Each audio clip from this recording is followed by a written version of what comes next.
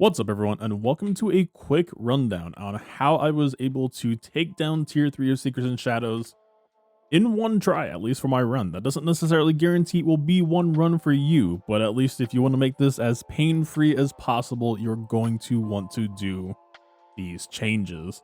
Specifically, we're going to be talking first about the team, and then yes, if you want to maximize your chances, I think you should at least remod your DACA.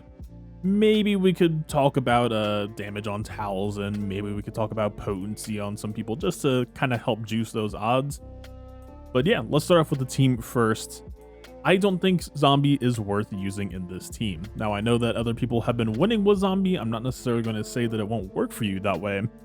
But the way that Talzin and Merrin generally work together, Merrin wants her team to be killable. She wants people like Talia, even people like Asajj felt pretty good to have dead. You want to have that constant resource of having people accessible to you to keep them dead, reviving with Talzin lead, and so on. We won't have that with a character like Zombie. I actually believe that they're pretty counter synergy to each other, especially because we have that protection regen in Merrin's kit that really just helps keep Zombie alive. And Night Sisters are a team that are very specifically interested in not having that happen. And so, yeah, this is the team that I ended up going with here. I'm pretty certain that this is the best way to play it. You know, obviously you have to work with what you have, and plenty of people have been working with what they have. Even to the point where I know that someone messaged me that they used a Relic 6 DACA with a Gear 11 Talia and were able to get the win with 3 stars. So yeah, I think this is really mainly a comp issue first, and then once you have the comp down, we really have to talk about old DACA. Now, the DACA that I brought here is pretty overqualified, I would say. She survives Sidious with about 70% health remaining, which should mean that there's some extra leeway left for you and whatever DACA you possibly have. But we got to talk about the mods, because this is how you try to make sure that you're only going to have to play this once ever again, and then you can just leave it in the rearview mirror. I still think, and I'm pretty sure it's not even a take at this point, this is just the best way to play this event. You really want a crit avoidance arrow. Of course, the relic on your DACA will also matter as well. She has the crit avoidance mastery to kind of influence on how much total crit avoidance you're going to have. The higher relic DACA you have, the better your chances of winning this event in one go. But again, you will have to work with what you have in your account, and so don't necessarily sweat it if you, again, people are winning with Relic 5, Relic 6. You just want to mod to make your chances as high as possible per run. Now, on top of crit avoidance, we also really want a heavy focus on health and armor, and even protection now. I didn't really mod for protection primaries, I just looked for it in the secondaries where I could get it. Obviously, these are very, very specialized mods. Work with what you have. But yeah, really just looking to grab good health, good armor, good protection. Everything kind of flows into each other now, especially armor, because we have that extra protection regen pool. If your health mods are really bad, I guess you could even probably try going protection primaries, but for the most part, I think this is the way we want to go. I think this is the best chance of maximizing our odds. It was the same way when we were beating Secrets and Shadows tier 3 before, and that hasn't really changed. Merrin has just given us a huge extra buffer with all of that protection regen so that we can get into wave 4 and still be good to go. Now, unfortunately, I can't do a whole lot of editing right now. My machine has 0 of the settings and programs that I usually do this with, so I'm trying to keep this video simple for today. I'm just gonna let the footage from the stream play, and hopefully that's good enough, because I'm not gonna be here anyway for the rest of the day. If you have any questions, feel free to reach out on the Discord. I will try to get back to you if I can. But otherwise, yeah, we're coming up on 2 to 3 weeks until Merrin is finally farmable, and this event is finally done, and none of us ever have to play this again. We could just move on to simming as we should. Anyway, that's it for me. Good luck out there. Peace. Yeah, I don't know. Maybe we just try without Zombie once, just see how that feels. I mean, it's still tier 3, so we're still just gonna get absolutely washed. Take a DACA, alright. If anything, I actually had a realization. I think I could have beat this already. Because I was looking at the hot utils loadout for the old stuff. I don't know if that was done when all of this slicing stuff existed. And like my DACA was nearly hitting R9 stats with the mods that I have. And I have some really, really specialized health and defense stuff, so it is entirely possible I could have just done this like last month without Merrin already, but I mean that's way less fun, right? Last time I said I could do it with R8. Yeah, we're not doing R9 DACA. I don't really have an R9 to give right now. Put it that way.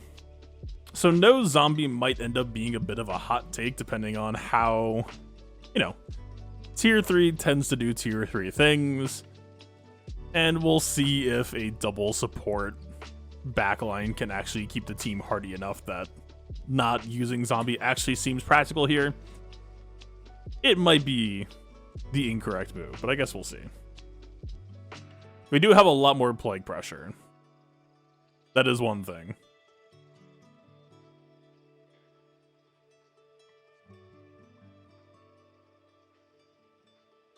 We're looking at our protection bars right now.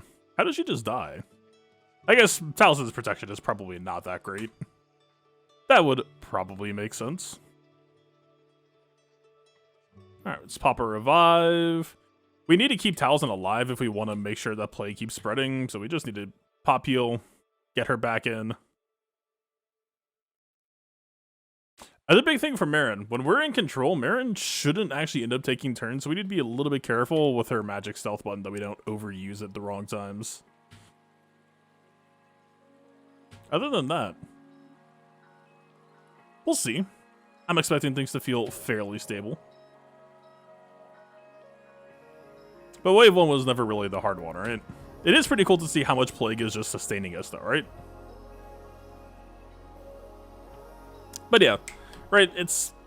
Merrin's cooldowns are pretty much moving in slow motion here because no one is really dying that often. This is going to be the annoying wave though, right? It's entirely possible I shouldn't have used Magic Stealth last wave, because we might need the cleanse for this wave. And we don't want to have Talia do the cleansing, otherwise we risk not having it for phase 4, depending on how often Talia ends up dying here. So anyway, hi.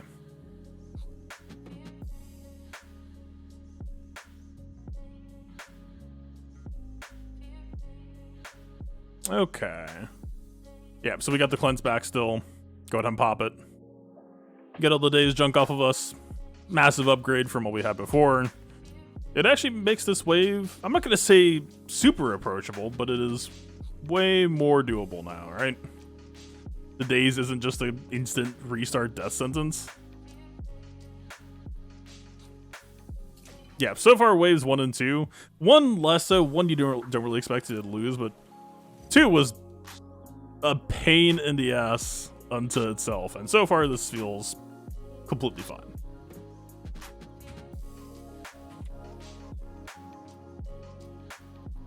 Doing a little bit of training, we're keeping Talisman alive too, so we're pretty happy here.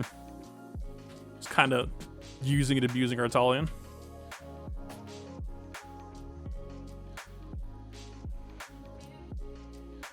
Yeah, once again, still pretty fine. So one other thing going into wave 3 is, you know, I did kind of enjoy having the potential to play without using Plague in the past. And that is not going to be happening here because of, I believe we make Plague when someone revives. I believe it's either revives or dies. I'm pretty sure it's revives then.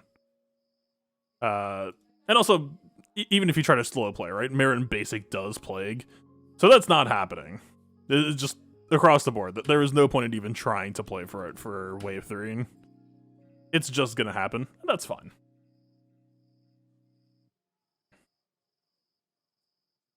I mean, hey, immediate impressions. We're moving through the waves more quickly. Like, if we beat this first try, this was an okay enough experience that I actually wouldn't even mind replaying this. Like, so far, we're doing just fine. Okay, I don't entirely remember how I play this. I think we had a Saj use this. Not having zombie kind of changes that a little bit, but normally zombie was just getting shredded anyway, right? I don't know, maybe just slam an AoE. No plague is not bad. Would not mind a dead Talia here. Would not mind that at all. If you just want to Yeah. Exactly like that. And then, yeah, so this is the thing, right? We're just going to be building Plague. There is no real way to seesaw without having Plague happen at this point in time. So you kind of see what I'm saying here, though, right? Of Merrin kind of just needs to wait for everything to happen or nothing to happen, right? This is not a wave that debuffs us that often, so she's not getting Terminator that way. And we don't have the GSC Omicron, so one death isn't enough to get her going. We're definitely going to use a revive here. Towson being dead is weird, right? We need Towson to be alive to keep Plague spreading. But maybe we don't need it that badly. Let's see.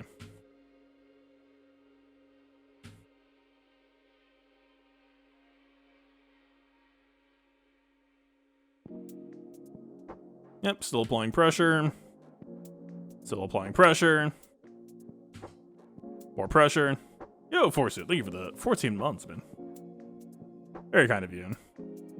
Well, we're taking our sweet time here, too. 7 minutes. We're already at Sidious Wave. I feel like we could probably audio this, too, but I don't know. Probably best not to use cooldowns that way. All right, well, we are here. Does not look the best for us turn meter wise. This is a bad wave entry on my part. If that matters. We also have full protection bars, and that tends to help in itself.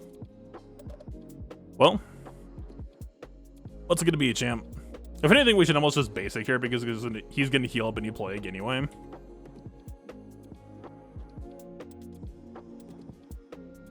Okay. I put Merrin in the 5th slot to try to give her as much turn meter from people gaining debuffs as possible. Let's see. There's also RNG here of Sis is reviving, unfortunately. In this case, Merrin not included. But actually, Merrin being dead here is kind of good for us because we just need to rush him out with Plague.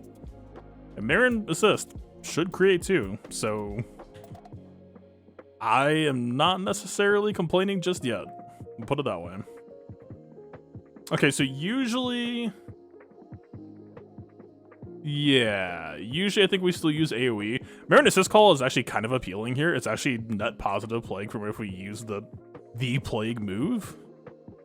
But the Plague move, I think, will be more damage and ignores health. So I think that's actually better pressure for us to do here, so we're definitely going to do that. Now, I feel like this is probably a basic here just to get a Merrin revive. Some Daka Terminator. 6 stack is pretty good. We do not have heal. A little bit spooky. We definitely don't want to use the taunt move on Daka. Ow. Ow, but also, this dude's extremely dead, I'm pretty sure. We'll go ahead and give Daka a second chance at cleansing. We'll go ahead and use the taunt over an Asajj for real this time. He's on 11 stack. He's dead on turn. We're winning this first try pretty handily. Yep. And this wave could actually clean you up. If you were getting through wave 4, like, by the skin of your teeth, this wave could just wreck you. Like, it had the capability to do it. I mean, for the capabilities that our team has, we should be able to just stabilize just fine here, I'd imagine. Taunt Dispel on Merrin move here. That's just fine. I don't think that revive blocks or anything. Yep. The gang's all here. Have some seesaws for your troubles. Here, we could even cleanse ourselves. Maybe we do need to be a little bit concerned about, like, I don't know, Death Trooper landing like a Terminate is something that could happen. We should respect. We have a stun chance here if we land a second Plague on this. Maybe worth fishing for. And it happens. I mean, this is the thing, right? Asajj is dead right now, but the team is kind of happy to just let it happen. This is why I don't like Zombie with Merrin, right? We just need any person to be dead that isn't Merrin, and ideally we want either Daka or Asajj to be left alive. And for having that, we just keep pushing buttons, keep making more Plague. They are dead. We could probably fish for an AoE kill. Cheeky.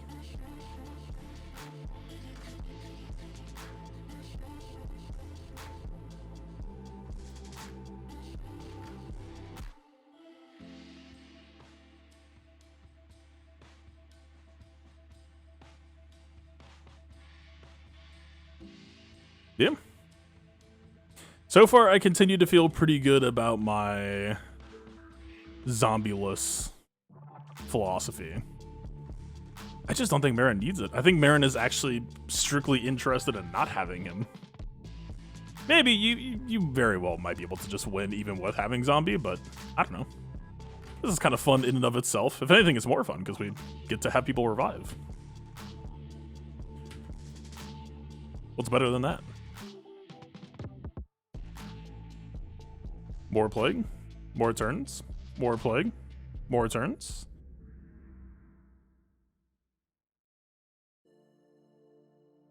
Damn. Pretty good squad. Now, the real question is, could we actually do it on auto? Okay, you only have to play this once. Who cares? Play it out. Experience your own victory.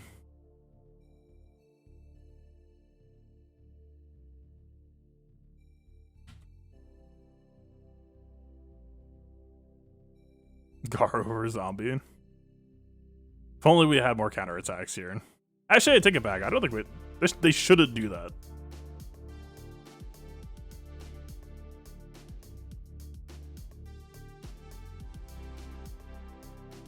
Kind of shocked that we're managing to keep Talia dead.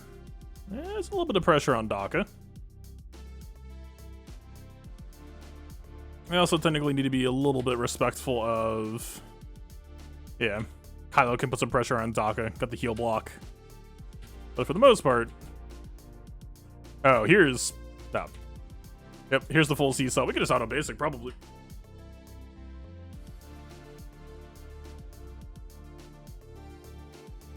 I mean, now that someone got a kill and revived, it is not as complete. But for the moment, we were moving.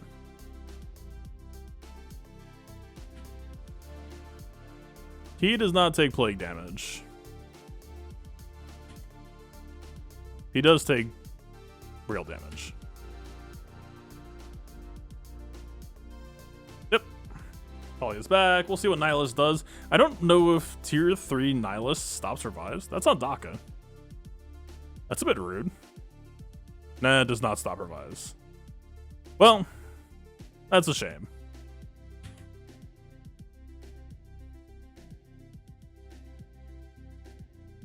Welcome back. And good night.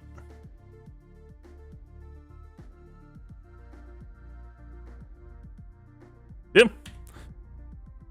I was wondering if I was actually being a little bit too hot takey, saying like, we'll be done in one. But we were done in one. I don't know. There you have it.